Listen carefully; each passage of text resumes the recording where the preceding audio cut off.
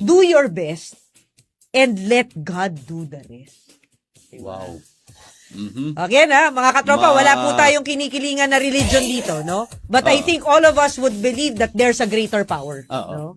And para sa akin, Sir Buddy, kailangan parang gawin natin yung pinaka-best natin sa lahat, whether, let's say, sa mga katropa, yung mga walang trabaho dyan na naghahanap ng trabaho. Sige, apply ng apply, no?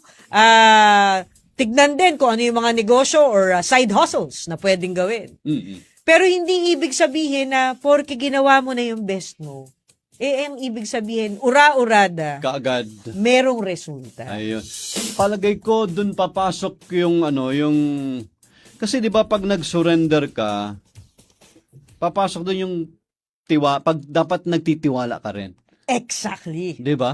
Yes. May tiwala ka rin na inilalagay sa pag-surrender mo. Tama, sa Sir kanya. Buddy. That's very good, no? That's a very good point. Kasi marami tayong mga katropa na syempre ang kanilang hugot sa buhay, pagod na ako, ginagawa ko naman lahat para matulungan ang sarili ko. Pero parang natutulog ang Diyos, parang walang nakikinig. No?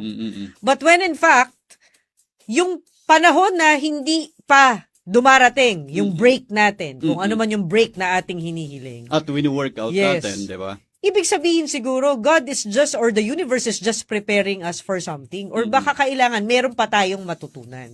Diba? Kaya, katropa, never give up, just do your best, and try to chill, no? Enjoy the journey. Diba?